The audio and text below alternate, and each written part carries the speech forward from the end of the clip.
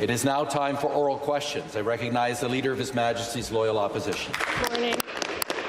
Good morning, Speaker. Speaker, this question is for the Premier. Housing starts are down, housing targets are out of reach, and housing prices, boy, it gets worse every single day. The Premier talks about housing, but is pandering to wealthy developers and insiders and speculators while people are about to lose their homes. It's been the same story for over 6 years now. As I go out there and I meet with folks in the construction industry, with carpenters, tradespeople, home builders, electricians, they're training people, they're ready to build the housing that we need, but workers are actually getting laid off right now, and projects are getting stalled. So something's got to give. My question to the Premier is, why won't the Premier support home builders and workers that are ready to build and act on this housing crisis? To reply, the Minister of Municipal Affairs and Housing. Thank you very much, Mr. Speaker. Of course, we are, and we have been since 2018, Mr. Speaker. As you know, we have been unraveling the mess that was left behind by the previous Liberal government supported by the NDP. They put regulations in place that made it almost impossible to get shovels in the ground in the province of Ontario. And now we've seen, as we've unraveled and we've reduced the costs of building, we have seen in certain segments, purpose-built rentals, for instance, are at their highest levels in almost recorded history in the province of Ontario. We're very happy about that, Mr. Speaker, but indeed, on the single detached home front, there has been a slowdown on that, predominantly because of the higher interest rates, which were caused, of course, by the inflationary policies of the federal Liberal and NDP coalition in Ottawa, Mr. Speaker, which saw interest rates increase at a higher, fastest rate in the history of this country, Mr. Speaker. So, despite that, Speaker, we're going to continue to double down, eliminate the red tape that is getting in the way of getting more homes built, and we will get 1.5 million homes built. Thank you. Supplementary question. The truth is that Ontario is in last place in the country when it comes to building housing. It is the single biggest cost that's facing families in Ontario today. Housing starts are collapsing to the lowest levels that they've been since 1955. More people are losing their homes every single day. The Premier, meanwhile, is running scared, right? Saying no to legalizing fourplexes or building housing near transit. So when is this Premier going to find the courage to take on the housing crisis and say yes to building more homes?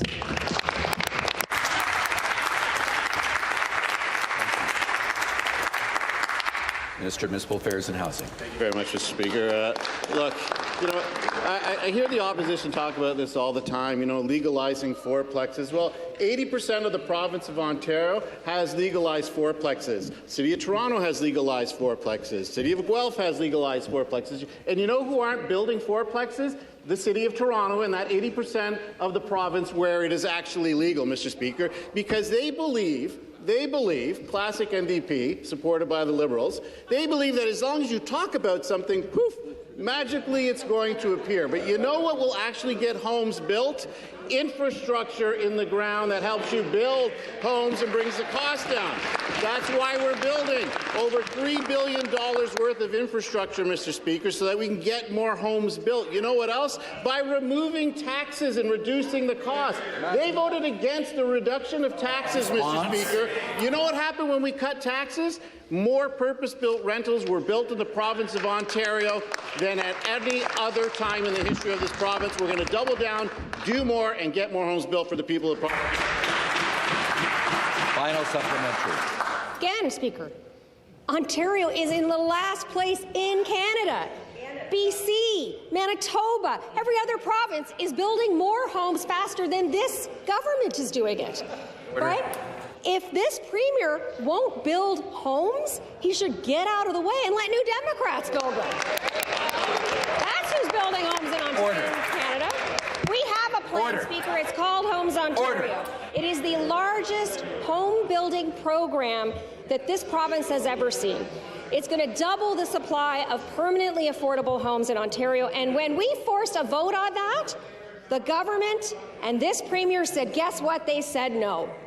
So, Speaker, what is it going to take for this Premier to drop his vanity projects and get to work actually building the homes that Ontarians need?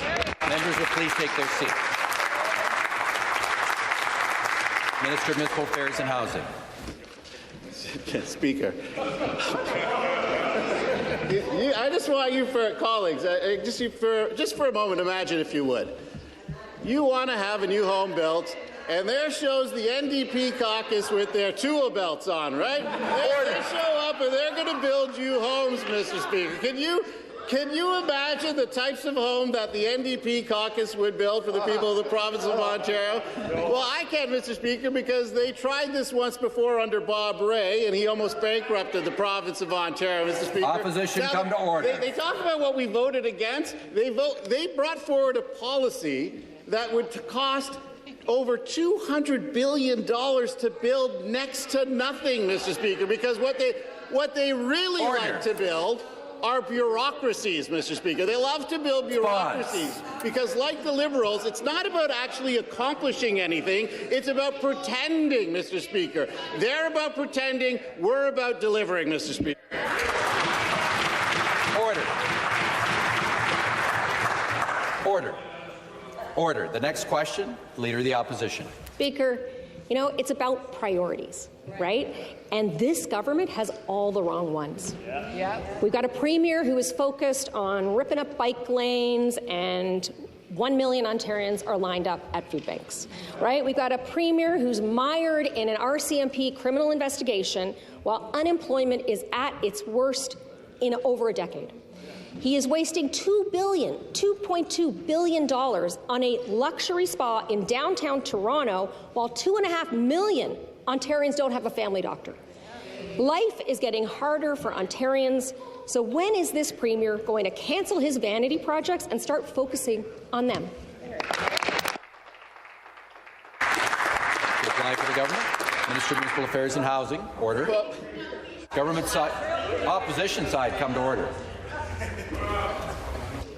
Well, Mr. Speaker, I don't know where the Leader of the Opposition has been, right? So I'll tell you what's happening right now, right? The Leader of the Opposition has finally come to the realization that 800,000 people came to the province of Ontario. Why? For the hope and opportunity that exists because of the policies of this government. Now, the Leader of the Opposition, supported by the Liberals, Mr. Speaker, they have voted against building more transit and transportation networks in the province of Ontario. They voted against every single policy that we have brought forward to get more shovels built quicker. They voted against hospitals in their own communities. Order. They voted against long-term care homes that were being built in their communities, Mr. Speaker. They voted against schools that are being built, investments in colleges and universities. They have voted against incredible investments of over $70 billion, which has led to over 800,000 jobs and 800,000 people with the dignity of a job, Mr. Speaker, that didn't before. And they're in a panic because we're getting the job done.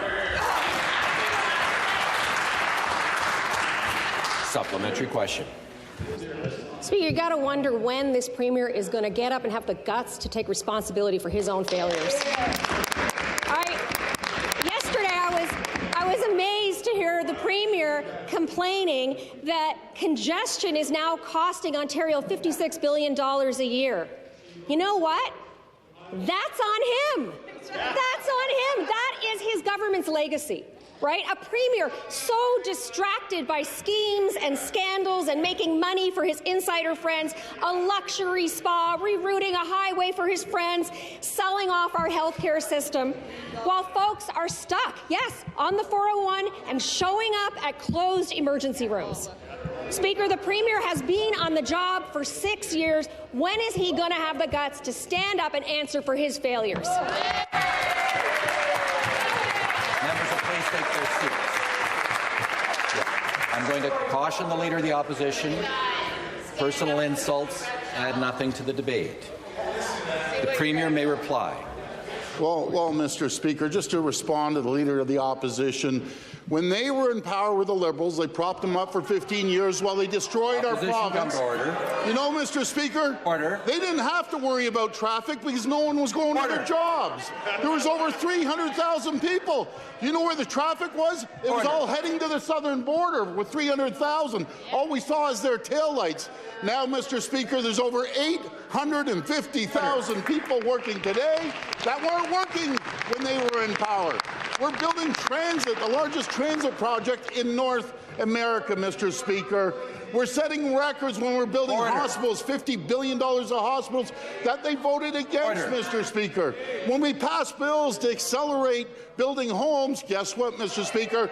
They voted against it. They voted against the $3 billion of infrastructure. They voted against it, Mr. Speaker. God forbid they all had their own little province. It would be bankrupt. There'd be no jobs. Spring will take a seat. The final supplementary. 8.8% unemployment, the highest unemployment rate in a decade under this Premier and this government. After 6 long years of this Premier, Ontarians are asking, is my life any better? They're stuck waiting for homes, for doctors, for better school, for an easier and more affordable life. And what has this government delivered instead? A green belt scandal, a Premier under RCMP criminal investigation, $400 from every household in this province for his vanity luxury spa in downtown Toronto, cash for access scandals, 1 million Ontarians lined up at food banks, encampments in every corner in every community in this province. Speaker, this is this Premier's legacy. Don't Ontarians deserve better than that? Members will please take their seats. Government side will come to order. Official opposition will come to order. Just imagine.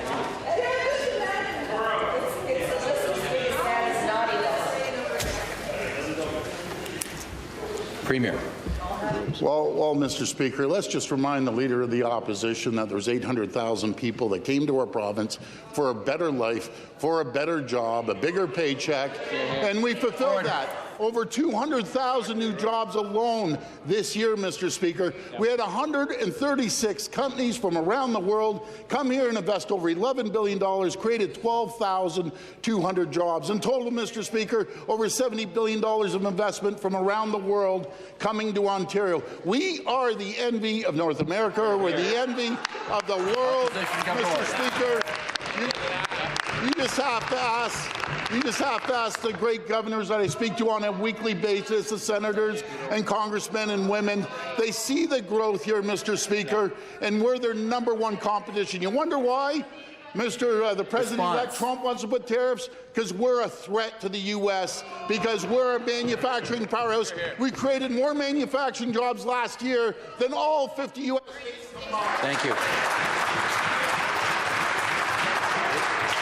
Order. The next question, the member for Waterloo. Thank you very much. My question is to the Premier. Speaker, yesterday the Minister of Infrastructure was keen on quoting the Auditor General, and so I pulled some quotes of my own about the Ontario Place deal. She says, and I quote, "Over the duration of the 95-year lease, the present value of the rent payments is only about $163 million. The Auditor General said, and again I quote, "We found that the social and environmental benefits and costs of redevelopment were not factored into the assessment framework or considered in the redevelopment.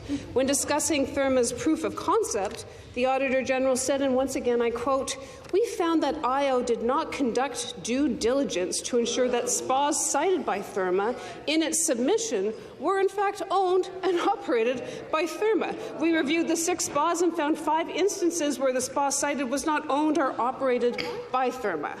It's quite something that this infrastructure minister signed this deal. To the minister, will she cancel the Therma deal now, or will Ontario Place join Highway 407 as one of the worst deals in the history of this province?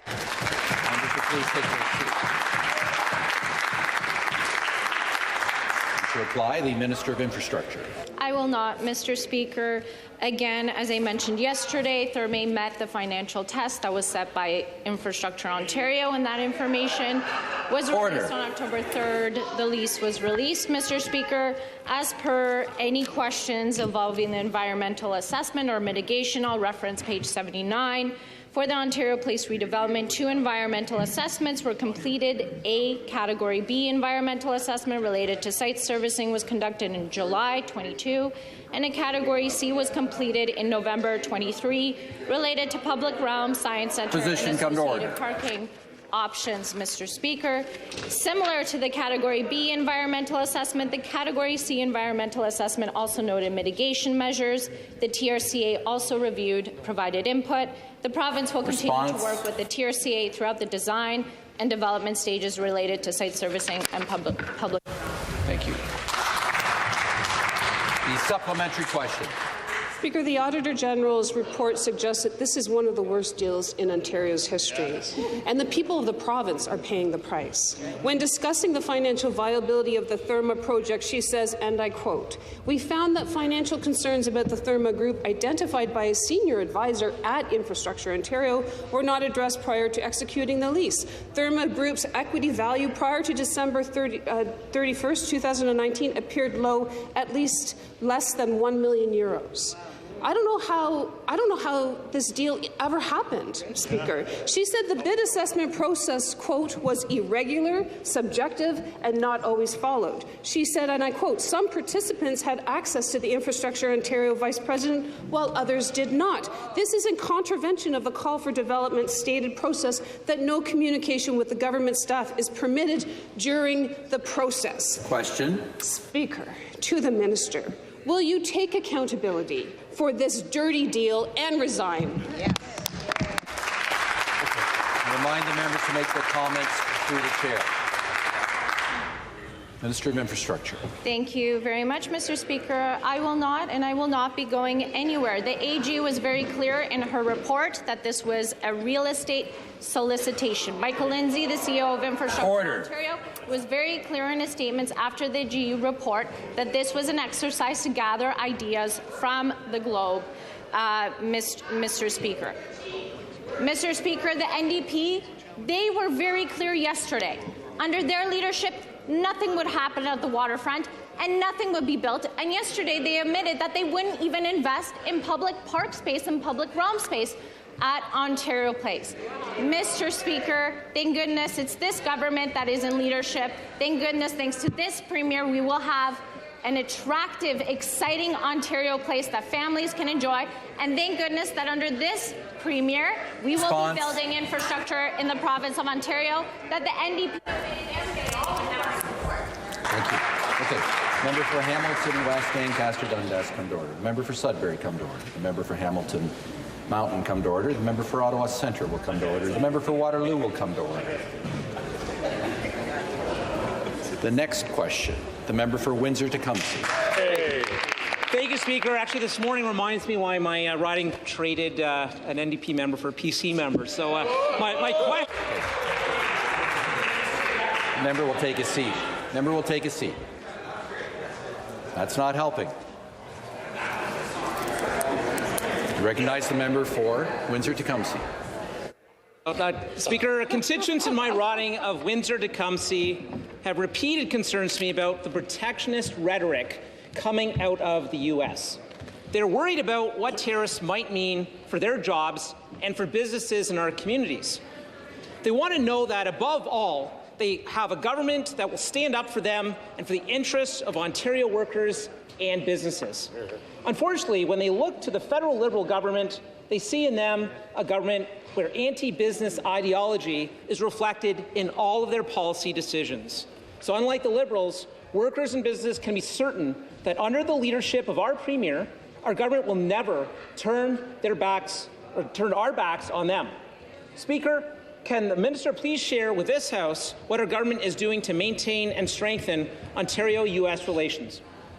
The And to reply for the government, the Minister of Economic Development, Job Creation and Trade. Speaker, we just returned from Washington, where we continue to drive home the message that when Ontario and U.S. work together, both of our economies succeed. Ontario does $500 billion in two-way trade with the U.S. every year, but unlike Mexico and China, our trade is balanced. $250 billion in, $250 billion out. And Speaker, we are the top export destination for 17 U.S. states and the #2 destination for 11 more. Speaker, Ontario has everything the U.S. needs to succeed, including a wealth of critical minerals that are used in batteries, semiconductors, all the things they want to manufacture at home. Speaker, our message to the U.S. is clear. We don't make products for the U.S. We make products with the United States. Thank you. The supplementary question. Thank you, Speaker, and thank you, Minister. Businesses and workers in Windsor-Tecumseh remember all too well the previous Liberal government turning their back on Ontario's manufacturing sector. It's when foreign countries were looking to build up their industrial capacity and take manufacturing jobs from Ontario, the Liberals didn't even put up a fight to keep them. And we saw 300,000 manufacturing jobs chased away under their watch. Their plan crushed Ontario's goods-producing industries that have served as important regional employers for generations. Workers know that unlike the Liberals, our government will always put Ontario businesses and Ontario workers first. Speaker, can the Minister please highlight how we are making the case to the U.S. that our historic trading relationship is good for both sides? Minister of Economic Development, Job Creation and Trade. Speaker, last week China announced that they have banned the export of the critical minerals gallium, germanium and antimony to the United States. Now, these minerals are crucial to the production of semiconductors and other key military technologies. And Speaker, all three of those minerals exist right here in Ontario. If the U.S. wants to continue to strengthen their military and reshore their chip manufacturing and their supply chains, Ontario is here to help.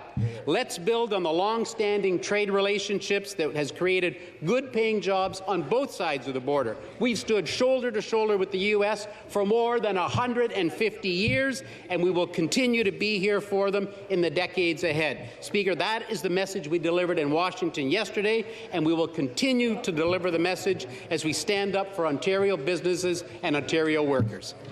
Thank you. The next question, the member for Ottawa West Nepean. Thank you, Speaker. 2 years ago, my constituent, Josephine Crone, was diagnosed with stage 4 Hodgkin's lymphoma at the age of 21. The cancer could have been caught earlier if Josephine had just had a family doctor. Instead, it wasn't until she was fainting on campus at Trent University that Josephine was able to get a diagnosis from the University Medical Clinic. Early diagnosis would have saved Josephine and her family from a very aggressive treatment journey, with all the worry that goes along with it, while also saving money for our healthcare system. Why isn't the Premier doing everything in his power to make sure young people like Josephine have a primary care provider? Deputy Premier and Minister of Health. Thank you, Speaker. You know, it is examples like Josephine and her family why we have focused so much of our efforts to expand access to primary care in the province of Ontario, whether it is 78 new expansions that were announced in February, and actually we've already seen those clinics ramping up, hiring and taking on new patients. In fact, as recently as last week, I was in Minto Mapleton to announce another physician who is working in that community as a result of these investments. We have seen when we make our investments, when we expand access to medical schools, when we make sure that anyone in the province of Ontario who wants to come and work in Ontario has the ability to do that quickly, removing some of those paperwork, red tape barriers, we see that we are getting those numbers up. The last 2 years, Speaker, we have seen historic numbers of physicians licensing in the province of Ontario. We're going to keep doing that work to make sure everyone has access. Thank you. Supplementary question. More than 165,000 Ottawa residents with no doctor, Speaker, and yet the Premier is focused on making them pay $400 a household for his luxury spa instead of getting them a doctor. I am happy to say that Josephine is now in remission and able to focus on her studies. But she still doesn't have a family doctor, so who is going to monitor for relapses when she graduates and loses access to the University Medical Centre? Cancer survivors like Josephine deserve peace of mind that they will receive health care, Speaker. So why can't the Premier take as much interest in providing Ottawa residents with a primary care provider as he does in building a luxury spa that most of us will never use?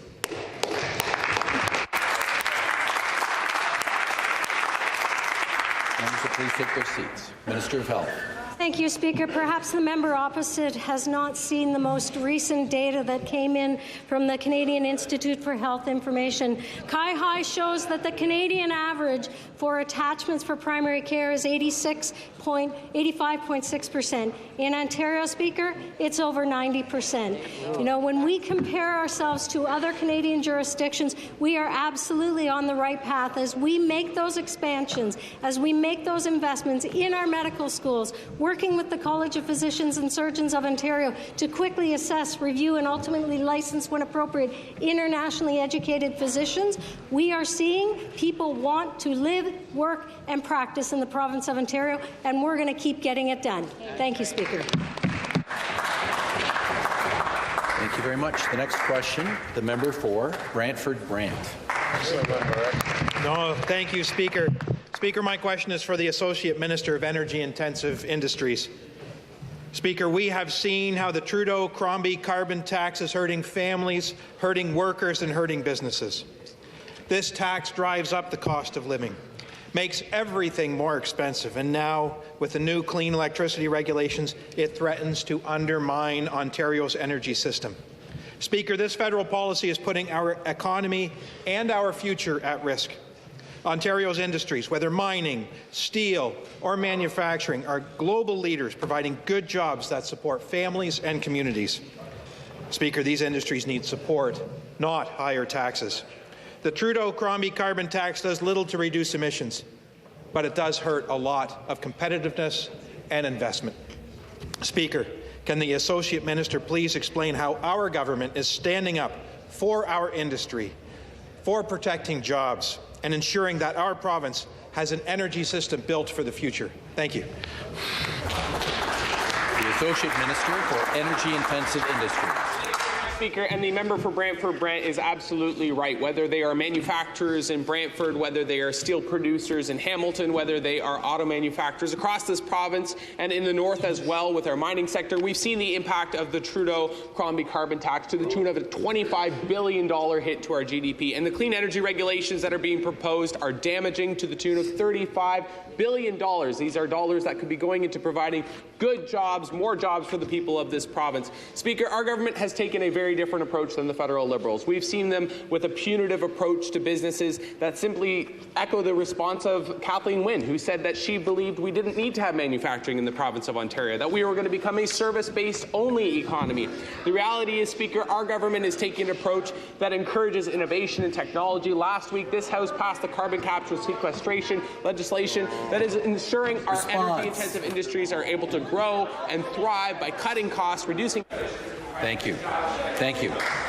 Member for Orleans will come to order. The Government House Leader will come to order. Supplementary question. Thank you, Speaker, and thank you to the Minister for his response. Speaker, the Trudeau-Crombie carbon tax is not just a tax on families, it's a tax on jobs and it's a tax on opportunity. It makes it harder for Ontario's industries to compete on the global stage. These are the same industries that drive innovation, that create good-paying jobs, and that keep our economy strong. Speaker, Ontario has taken a different path. Instead of driving costs up, our government is driving investment in. With a focus on clean energy solutions like nuclear power, Ontario is showing the world how to grow an economy while cutting emissions. Investments from companies like Honda, like Volkswagen, and like Stellantis show that Ontario is where businesses want to be. Our province is leading the way with practical solutions, not higher taxes. Speaker, can the Associate Minister please share more about how our clean energy advantage is creating jobs and securing investments for Ontario's future? Thank you. The Associate Minister of Energy-Intensive Industries. To thank the member for Brant for his advocacy for his community and for the job creators in his community, because he knows that job-killing carbon tax is not the answer. In fact, here in the Government of Ontario, we've taken a different approach. With our green grid, we've been able to attract over $70 billion of advancements and investments into these sectors that are continuing to bring thousands of good jobs here to Ontario. And last week, we passed the Affordable Energy Act. It's a testament to a commitment to putting more money back into the pockets of job creators so that they can continue to reinvest in our communities like in Brant, bring on more workers and ensure that we're able to pay bigger paychecks to those workers. We're coordinating all energy resources here in the province of Ontario, including electricity, hydrogen and natural gas, as well as non-emitting nuclear energy to make sure that we're reducing the cost of energy in the province of Ontario, continuing to attract more business here to this province and provide good jobs, stable jobs for every person in the province of Ontario. Thank you. The next question, the member for Kiiwetinoong. Speaker, Ontario has obligations to honour the final report of the Special Interlocutor for Missing Children and Unmarked Graves and Burial Sites associated with Indian residential schools. The report states Ontario must support and respect First Nations' right to self-determination and the right to apply our legal systems when it comes to searching for the missing children. What steps is the Ministry of Citizenship and Multiculturalism taking to fulfill this obligation?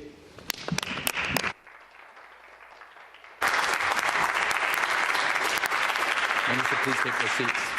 The member for Brantford-Brant and parliamentary assistant. No, thank you, Speaker. And I appreciate the question from my friend and colleague across the way from Kiiwetinoong. Speaker, our government acknowledges the work of the Office of the Independent Special Interlocutor for Missing Children and Unmarked Graves and Burial Sites associated with the Indian residential schools and findings documented in her interim and her final reports. Speaker, throughout this process, Ontario has provided important insights towards the report. We will take the time, Speaker, to review the report, and we look forward to our continued work with Indigenous partners as we move forward in reconciliation. Thank you. And the supplementary question. Speaker,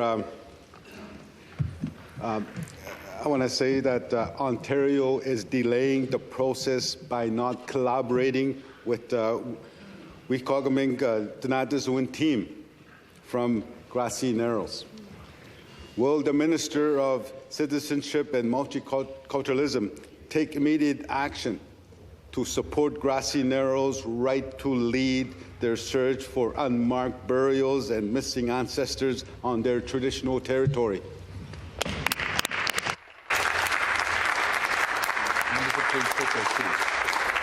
Member for Brantford-Brant. No, thank you, Speaker. And again, I appreciate the question very much. Thank you. Speaker, the painful legacy of the Indian residential school system continues to impact survivors, families, and communities through intergenerational trauma. It is crucial for all Ontarians to deepen their understanding of the long-lasting legacies of the Indian residential school system. And that's why, Speaker, our government has led the country and committed $92.4 million, including $32.1 million announced just in the 2024 budget, for the identification, investigation, protection, and commemoration of burials at former residential schools. Speaker, we are moving forward on this. We are supporting Indigenous communities as they come through this in a spirit of reconciliation. And again, I appreciate the question, and we will get this done. Thank you. Thank you very much. The next question, the member for Beaches, East York. Thank you, Mr. Speaker. 'Tis the season, everyone, and this government is on the naughty list once again. You're a mean one. Mr. Premier, you really are a heel. You're as cuddly as a cactus. You're as charming as an eel. Your province is full of ER closures. You've needed to focus on issues that are real. 2024 was the worst year for ER closures in Ontario. Clinton, Chesley, Durham ER had 2 closures in 2022 and 280 closures in 2024. If I were the MPP for that riding, I wouldn't sleep at night. Mr. Speaker, my question to the Premier, when is your heart going to grow 3 sizes so you can finally prioritize health care?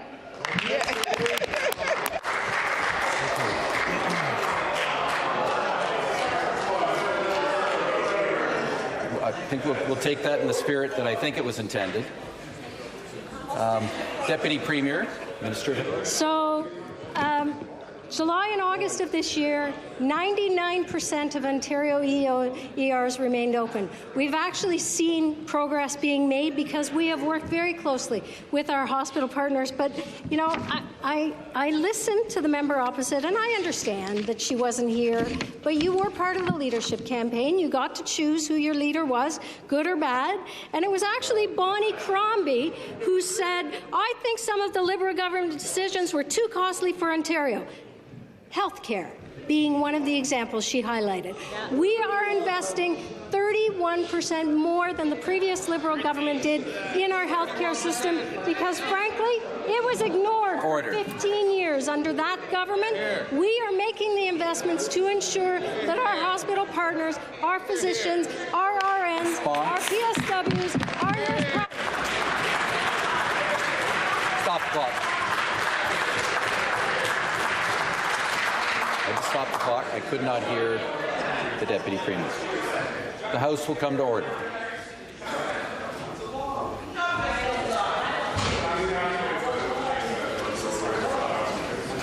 Member for Scarborough-Guildwood will come to order. The member for Perth-Wellington will come to order.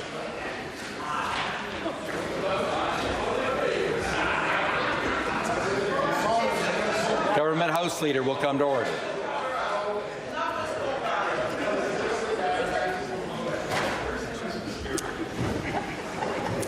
Member for Ottawa South will come to order.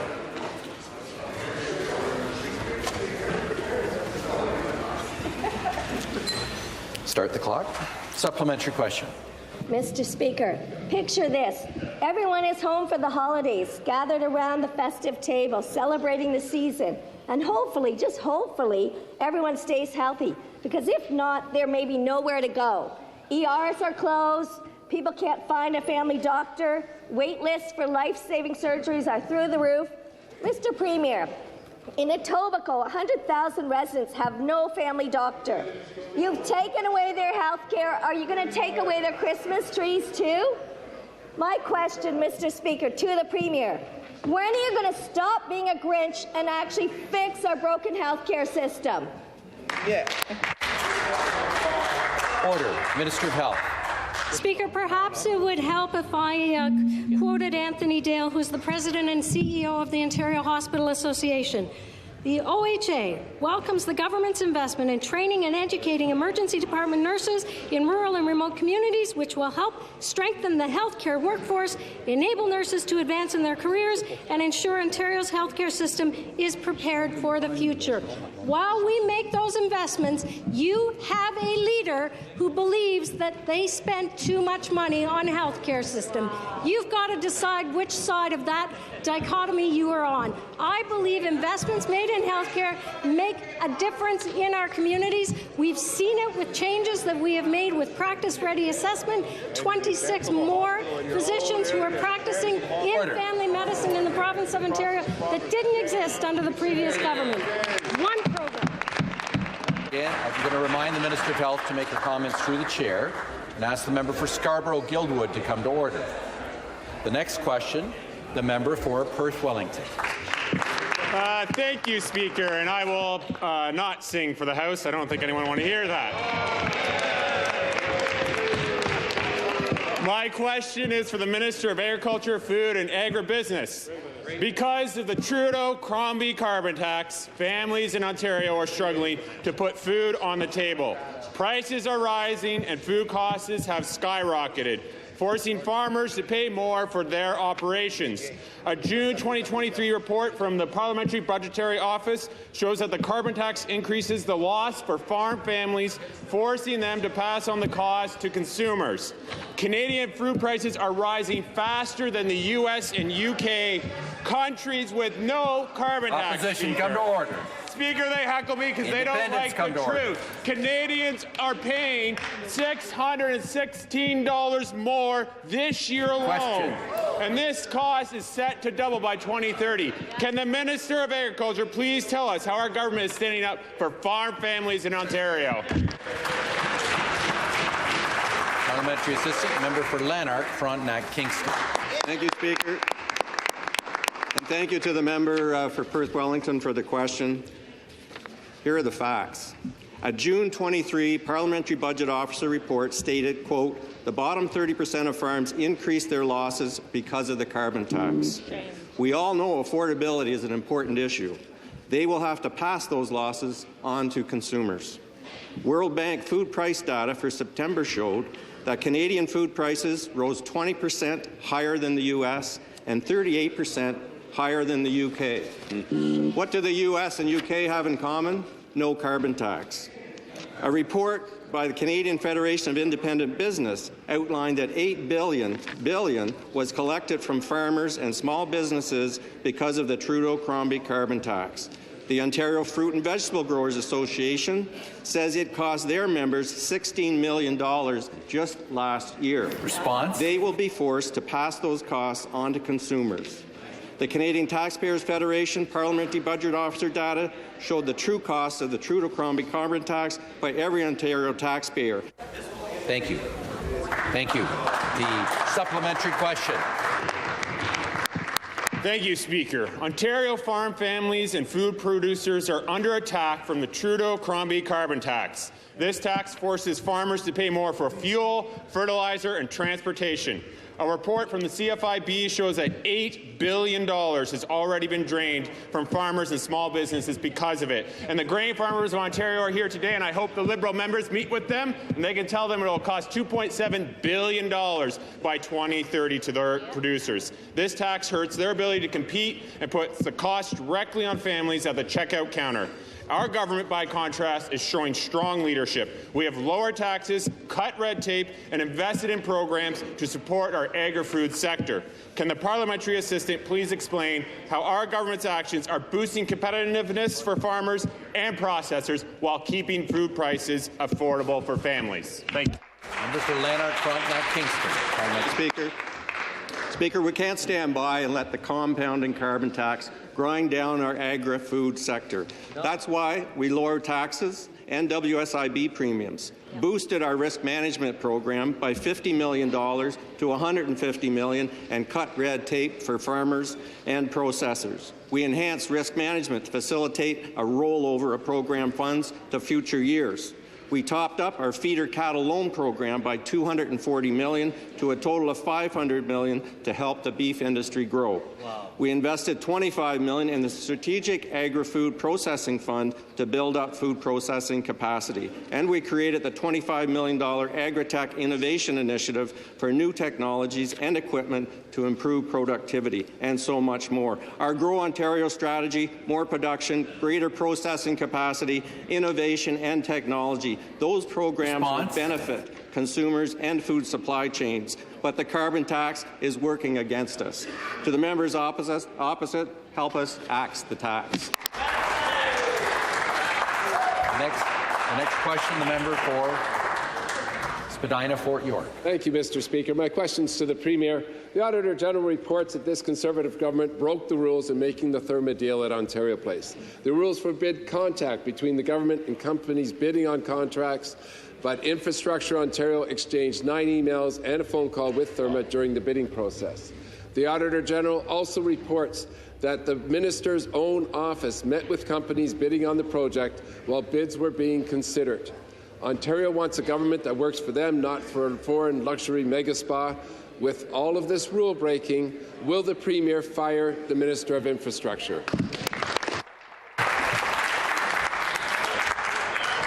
To reply, the Minister of Infrastructure. Much, Mr. Speaker, I just want to remind the members opposite that I was not the Minister of Infrastructure until year 2021, and I was not responsible for Ontario Place redevelopment until October 2022. Mr. Speaker, in terms of the AG's words, none of the procurement's evaluation team members were from ministers or premier's offices, and there was no evidence of premier office interfering in the process. And according to Mike Lindsay, CEO of Infrastructure Ontario, which led the process, AG has found no evidence that there was any inappropriate contact between IO employees and our bidders. Mr. Speaker, it's truly a shame that the NDP yesterday omitted the fact that they wouldn't even support 50 acres of public realm space at Ontario Place. What this government is doing is we're building an Ontario Place that can be enjoyed every single day, 365 days of the year. And it will include public realm space, park space, science centre, brand new stage. Thank you. Supplementary. Member for Waterloo, come to order. Supplementary. Thank you, Mr. Speaker. What the NDP will not support is handing over $2.2 billion taxpayers' dollars to a mega spa. That's $400 for every family in this province. And in exchange, Therma only has to reimburse taxpayers $163 million, which is the present value of the lease, over 95 years. For $2.2 billion, Ontario could provide a home for all 234,000 people who became homeless under this Conservative government. Will the Premier cancel this deal now and use the money to bring an end to homelessness in Ontario? Minister of Infrastructure. Mr. Speaker, Mike Lindsay, the CEO of Infrastructure Ontario, was very clear that there would be a necessity of government investment in order to provide site servicing on the site. So no matter what you wanted to do on the site, whether you wanted to build a full-out public park, you would still have to make sure that it's connected to utilities, gas, water, and telecoms system. And the AG was very clear that the majority of the increase is related to additional costs of adding public realm and parks. Mr. Speaker, it's very disappointing to all of Ontarians the fact that the NDP don't want 50 acres of public park and realm space at Ontario Place. What a shame. Order. Order. The next question, the member for Algoma, Manitoulin. Thank you, Speaker. My question is to the Minister of Transportation. Northern Ontario has been getting snow for the last 3 weeks. Since the first snowfall, we've experienced numerous and extensive closures of Highway 17 and Highway 11, some for days. Speaker, clearing highways after a snowfall isn't a matter of convenience for people in Algoma, Manitoulin. It's essential to ensure that people can get to their destination safely. Does the minister think it is acceptable for people in Northern Ontario to wait up to 24 hours or more for snow to be cleared from their highways? To respond, the Minister of Transportation. Mr. Speaker, thank you for the question.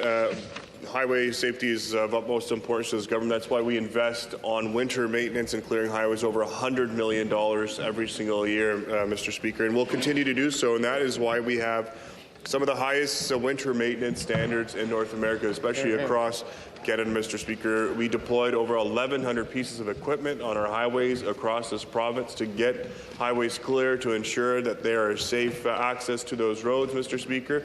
And we will continue to work with our partners, whether it be the OPP, including our winter maintenance contractors, to ensure that they continue to do the best job possible. But, Mr. Speaker, we lead all of North America in our standards on winter clearing, and we will continue to do better and continue to work upon that to ensure that our highways are safe and clear. Good answer. Supplementary question.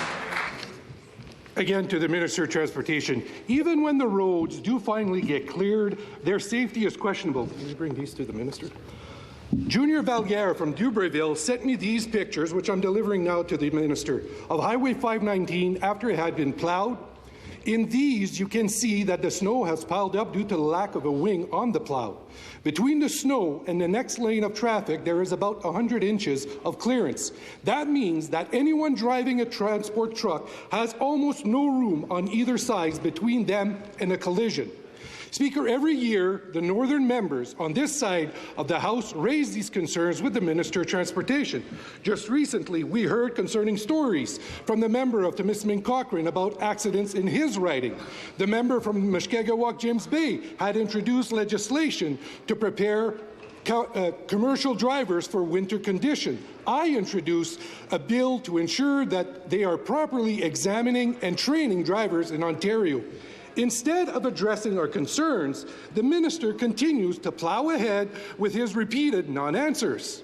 Minister, how much longer do Northerners have to wait for you to take our concerns seriously? Minister of Transportation.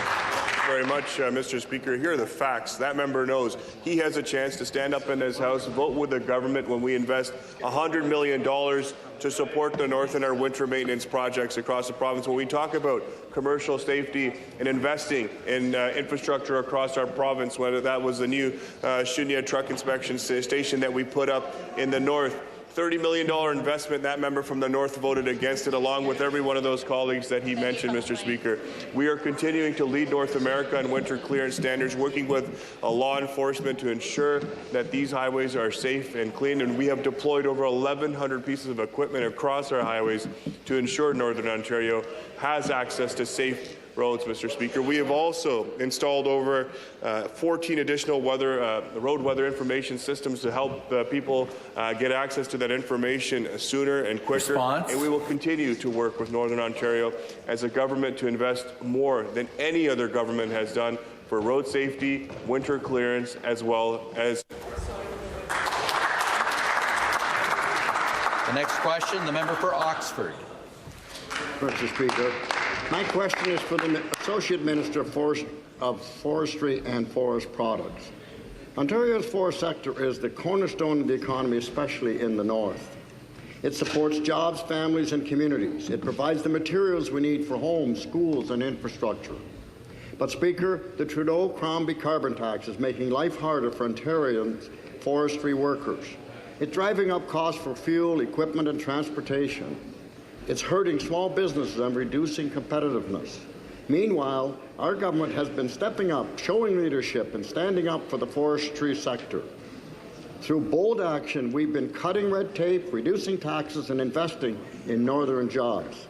Speaker, can the Associate Minister please share how our government is investing? Our investments are making Ontario's forestry sector thrive and support workers across the province. Thank you. The Associate Minister. Thank you, Speaker, and thank you to the member from Oxford for that question. Speaker, the former Liberal government abandoned the forestry sector and strapped it with high taxes and unnecessary red tape. The sector struggled, but with targeted investments made through our forest sector strategy, is mounting a return to position Ontario forestry as leaders in the sector. Today, Ontario's forestry sector generates more than $18 billion from manufactured goods and services and supports more than 148,000 direct and indirect jobs. By cutting red tape, by reducing the gas tax, and by investing in small business, Ontario is continuing to support our forestry sector and bigger paychecks for Northern Ontario workers. We will do what the former Liberal government failed to do. We will support our forestry sector. Member for Oxford. Very much, Mr. Speaker, and thank you to the Minister for the answer. Ontario's forestry workers and businesses know the value of innovation and hard work. They've been the backbone of communities in the north and across our province. But they faced many challenges because of the Trudeau-Crombie carbon tax. This regressive tax is driving up the cost of fuel, equipment, and transportation and making it harder to compete. Speaker, our government has shown that we understand the importance of standing with our forestry workers. Through targeted investments in technology and innovation, Ontario's forestry sector is now not only recovering but thriving. Projects like advanced wood construction and forest biomass initiatives are creating new opportunities and showing the world that Ontario leads the way. Speaker, can the Associate Minister please share more about how these investments are driving sustainability and creating jobs in Ontario's forestry sector?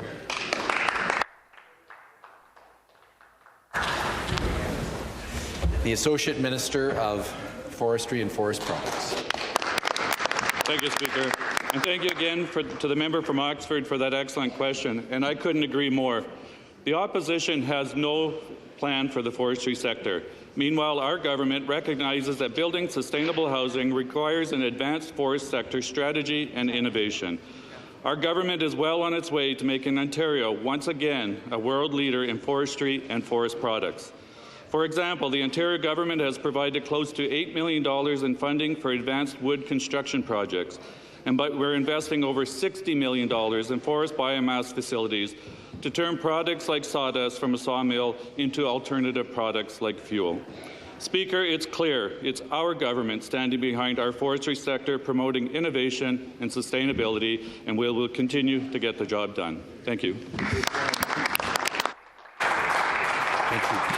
Next question, the member for University Rosedale. Thank you, Speaker. My question is to the Premier. The Auditor General's report shows that government advertising spending was the highest ever recorded. And much of it was on partisan advertising that serves no other purpose than to make the government look good just before an election. Take the Funding in Schools ad. The government spent $3 million on an ad to sell a false story that implied that schools were heavily funded and well-staffed, when we know that's simply not true. Per-student funding has dropped. Schools have major staffing shortages. Violence in schools is a growing problem. My question is to the Premier. Instead of spending money selling us a false story that everything is fine in education, can this government take this advertising money and invest it in education so our kids can get a good schooling experience? Thank you. Members will please take their seats. Minister of Finance. Mr. Speaker, thank you for that question. To the member opposite, I don't know. I'm pretty proud of Ontario. I'm proud of the hardworking people in Ontario, and I think, being a business person, I think many who have worked in the private sector know that you have to tell your story. You have to tell the world how Ontario is a great place to invest, that Ontario is a great place to start a business, to grow a business, to support the workers in this great province. We're not an island here. Breaking news, we're not an island here in Ontario. We are part of a global market, and that's why it's so important under the leadership of this Premier, the leadership of all the Cabinet Ministers and caucus right here, that we are promoting Ontario around the world, because this is the best place to invest, this is the best place to work, this is the best place to create wealth for all Ontarians. Member for Hamilton West Ancaster Dundas come to order. The member for Hamilton Mountain to come to order. Supplementary question.